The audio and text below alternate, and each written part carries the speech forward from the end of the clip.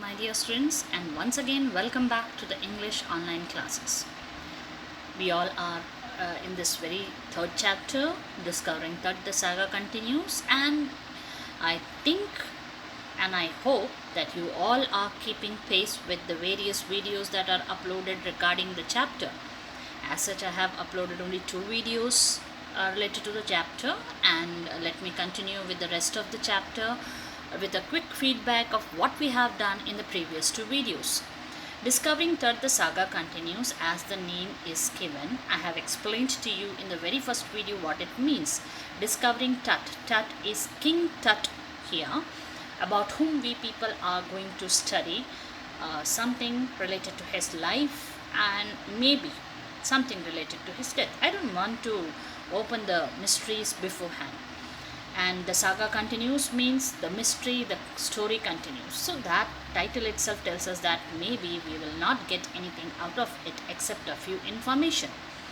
Here in this chapter, we are going to study about a teenager king, a pharaoh, who was considered to be the last heir of the Egyptian dynasty, a very big empire which just collapsed, crumpled down because of certain setbacks. In 1922, his tomb was discovered. Tomb was discovered in the sense that it is the ritual of the Egyptian country that the mummies are created and buried. They are given a place of rest with the thinking that there is an afterlife. And because of that reason, basically, King Tut also, in a very young age, when he died, was buried, turned into a mummy. And then 1922 his tomb was discovered, and with this discovery a lot of rumors attached to it regarding his life and especially about his death, which was presumed to be murder. And then we continued with the chapter in which in the very first paragraph we came across the mysterious condition, circumstances which is being portrayed front of us, telling us that when the King Tut's mummy was taken out from the tomb, how everything was very mysterious. रहस्यमय था सब कुछ. Angry wind, dark clouds, strong wind raising up the dust, sand dust. So everything was very mysterious, making the entire surrounding or the atmosphere even more, you can say, more frightful, dreadful. And then we came across the fact that after around some 80 plus years, the mummy was the first mummy to glide inside a CT scan machine to know about his life and his death. And he had been lying in his tomb for around some 3,300 years. In the second para, we came across the various way the people reacted. 2-3 categories has been shown over there, along with how the tomb looked like, and about the murals painted on the walls of the tomb. Then we came across the next paragraph in which Zahi Hawass, who is the secretary of the organization who had done this entire process, and they are got the news that basically a lot of damage had been done to the mummy, which is supposed to be the Egyptian government's property. And then they were totally stunned to see the beautiful artifacts made of pure gold being loaded up on the mummy of King Tut, believing about the resurrection, the living from the dead, life after death. And not only the gold items but also the regular things which he might need was also buried along with his body. Then the study of this was done in 1922 by Howard Carter, who had been accused to have done some damages to the mummy. And Carter says that the mummy was inside a 3-nested coffin, means 3 layers he had to pass through to reach to the mummy of King Tut. The first one was obviously, which I have told in the previous videos also, that pure gold coffin. And the second one was the shroud over his mummy, which was covered with certain items like wild celery, olive leaves and lotus petals, etc., which tells something like the burial might have taken place in the month of March or April. Then after taking out the shroud, it was a problem for the Carter and his group for Carter and his group, because the raisins, which is a ritual, are kind of a sappy liquid which is applied on it for preservation. It has turned solid in the past years. 3,300 years is not a joke. So, because of that reason, the mummy got stuck to the bottom of the gold coffin. Now, how to remove the mummy without damaging the mummy? He tried, according to his report, by keeping the coffin open in the hot, blazing sun of that area of Egypt, but it didn't work. Nothing moved. So he was left with no option, but he had to chisel the parts, the solidified mass under the limb and the trunk part of the mummy. Carter, in his report, he said that if he had not done it, it could have created a trouble, because if the thieves would have come to know about the amount of gold in the coffin, for stealing that gold, they will definitely damage the mummy, which is an ancient property and a very valuable thing. So because of that reason, they had got no option left but to chisel.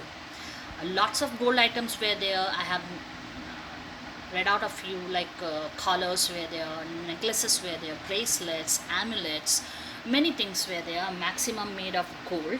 And then they chiseled the solidified mass which was there, and first they took out the skull, then they chiseled all the major joints, they took out every part, then they reassembled it on a sand bed, which was in a wooden box, and from there only they have discovered it, or they have taken it out. I can't say discovered it, they have taken it out in 2005, January 5.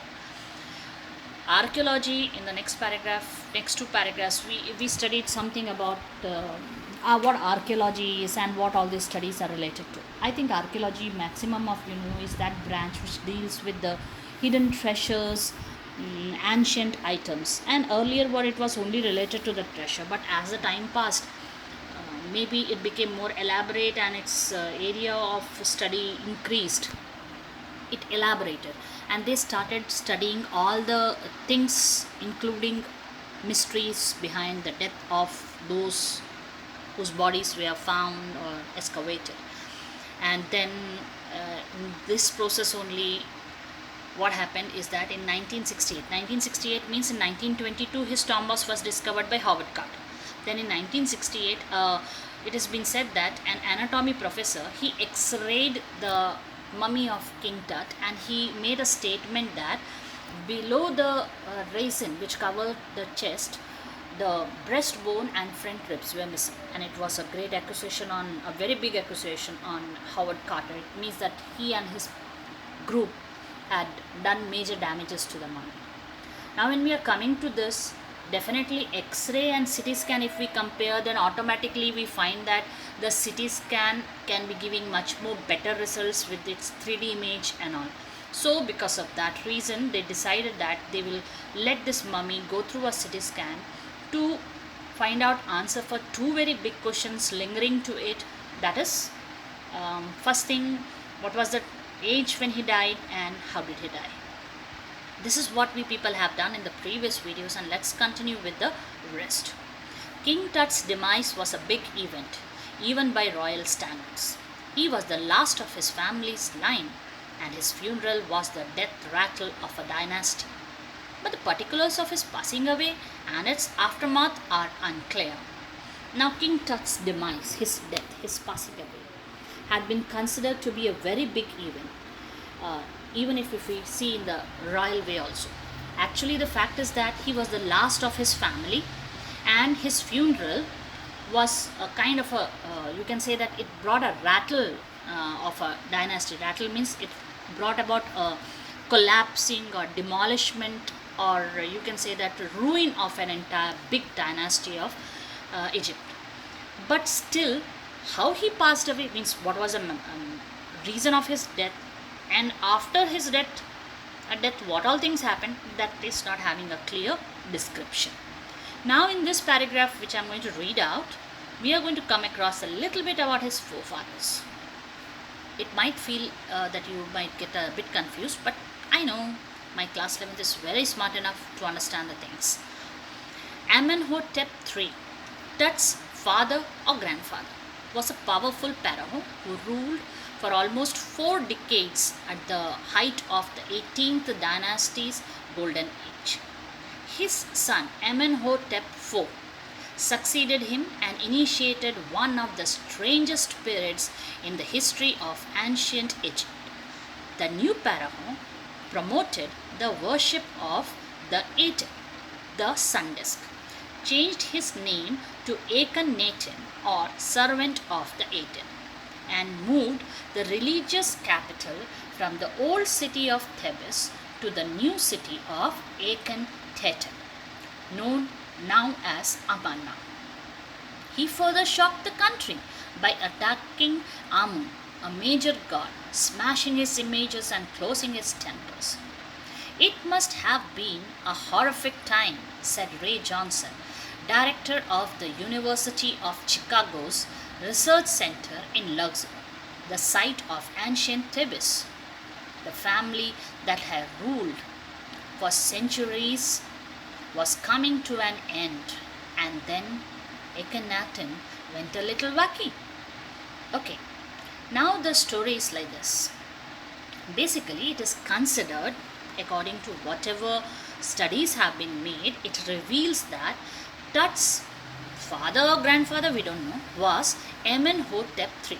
You might have heard now Louis III, King Arthur I, King Arthur II, or Senior, Junior, means they are generally the names being given when we keep the name to be same, but we give these numbers to differentiate that they were not the same person. So here it has been said Amenhotep. This was the name given to Tut's family's names means, and then in this the person who was Amenhotep III may be his father or grandfather. He was a very powerful king, and he ruled the Egyptian dynasty for around some 4 decades.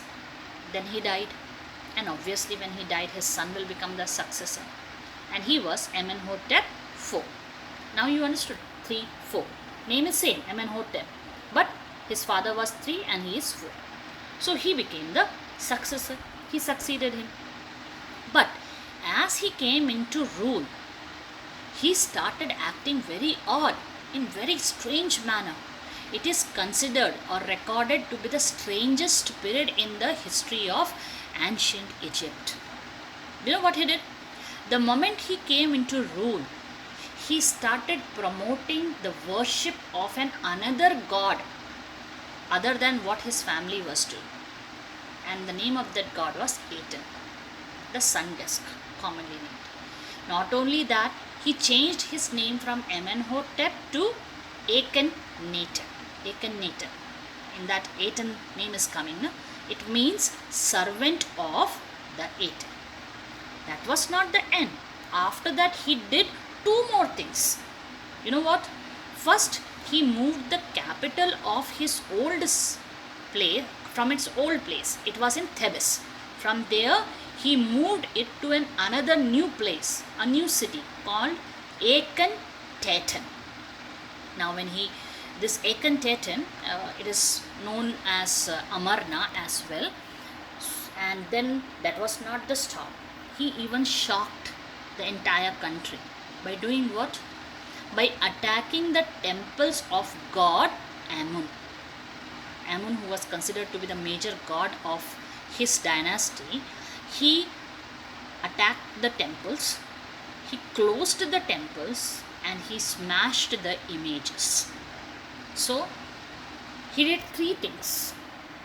First, he changed his name from Amenhotep IV to Akhenaten, devoting his name to the sun disk, the god Aten.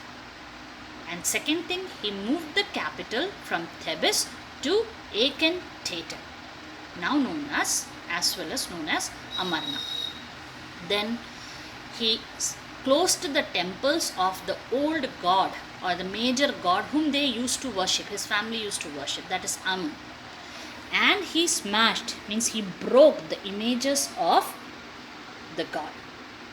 Ray Johnson, who was the director of the University of Chicago Research Center lecture, he stated that When he looks and he reads this, he feels that it was the most horrifying moment for the entire Egypt, because the family that ruled for centuries was coming to an end, and that too because of the wacky ways. Wacky means mad, ways of Akhenaten.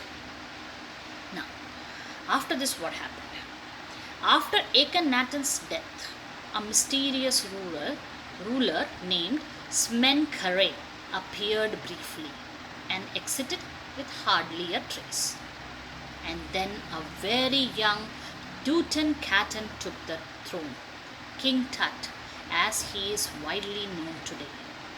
The boy king soon changed his name to Tutankhamun, living image of Amun, and oversaw a restoration of the old ways.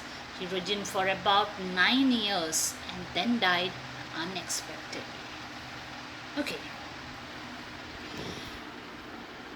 Akhenaten, what he did when he came into region, what he did, he first changed his name from Amenhotep IV to Akhenaten. Then he shifted the capital from Thebes to Akhenaten. Then he smashed the images of Amun and closed the temples. He was not supposed to live forever, so he died. And after he died, another ruler succeeded him. His name was Menkaure. But it was for a brief time period, and his existence also was hardly noted. It was like he came and he went doing nothing. And then after Smenkhare, a very young ruler took the throne. The name of that ruler was Tutankhaten. Yes, our King Tut, about whom we people are studying. And this boy, as he became the king, you know what he did? The first thing that he did was he changed his name. He changed his name from Tutankhaten to Tutankhamun, living image of Amun. Amun, you remember? Yes, they are major god, the major god of this royal family. And also he just see to it that all the old rituals, traditions of the family which was followed, which was totally stopped by Akhenaten, was again restored. Means was again started followed. He ruled for around 9 years and then he died unexpectedly. Suddenly he passed away. Regardless of his fame and the speculations about his fate, that is one mummy among many in Egypt. How many? No one knows. The Egyptian Mummy Project, which began an inventory in late 2003, has recorded almost 600 so far and is still counting. The next phase: scanning the mummies with a portable CT machine donated by the National Geographic Society and Siemens, its manufacturer. King Tut is one of the first mummies to be scanned in depth as in life, moving regally ahead of his countrymen. Now in this para, basically, if you will see carefully, it means that regardless of his fame and the speculation about his fate, Tut is one mummy among many in Egypt.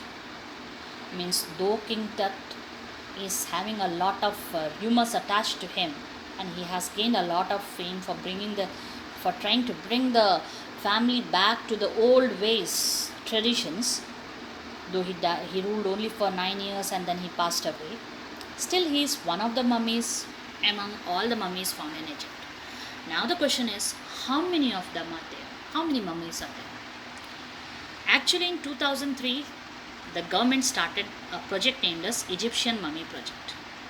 And according to that statistics, it's an old one. 600 mummies have been discovered and yet more are in the count, in the list. Now the next part was the city's machine. The National Geographic Society and Siemens, one company. Siemens company you might have heard of. They started the mobiles and all in our country. They donated to this project one portable, means portable you all know, which is movable, city's machine. And King Tut is one of the, just see the last line of the para which I just read out. King Tut is one of the first mummies to be scanned in death as in life, moving regally ahead of his countrymen. Can you understand this? Very simple it is. It means that out of all the mummies discovered, King Tut's mummy was the first one to be scanned, to glide inside a city machine. So, when he was alive, he was the king.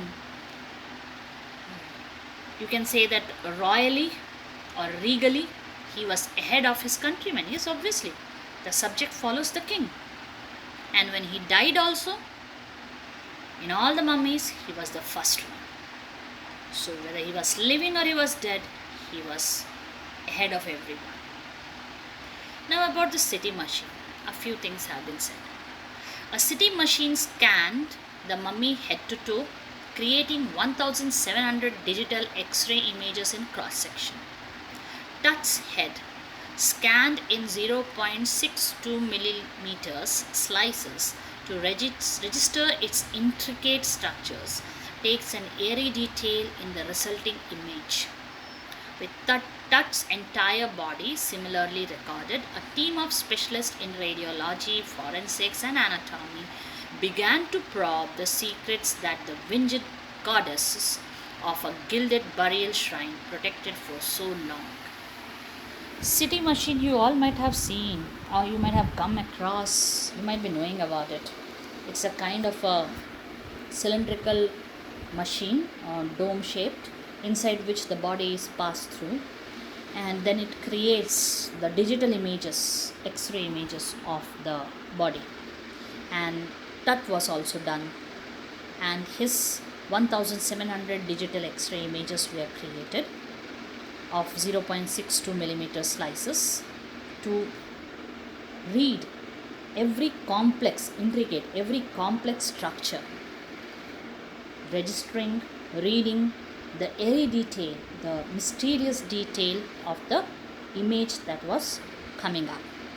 When then in the same way, first head was done and then the entire body was similarly recorded. This was done by a team of radiologists actually, then the forensics and anatomy people. And they all started doing the study because they wanted to find out the secrets of this boy king who had been protected for so long, like 3300 years, by the winged goddesses.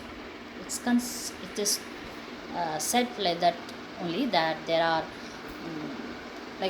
angels, or there are fairy goddesses who are having wings and protecting the mummies which are lying there resting in the tomb. Gilded burial shrine. Here shrine means a worshipping place, and here it means a place where a sacred place. Okay, shrine means a sacred place, like how you might have seen the shrine when you enter the school. You can see the shrine, a big tower is there in which 3 statues are kept. It's a shrine, it's a worshipping place, it's a sacred place. So the burial chamber is also a sacred place where the kings have been turned into mummies lying there resting, and the fairy or the winged, means the goddesses who are having wings, they have been protecting them from long years. I would like to end my video here, and the rest of the video with the discussion of the questions of the chapter we will do in the next video. Till then, goodbye and take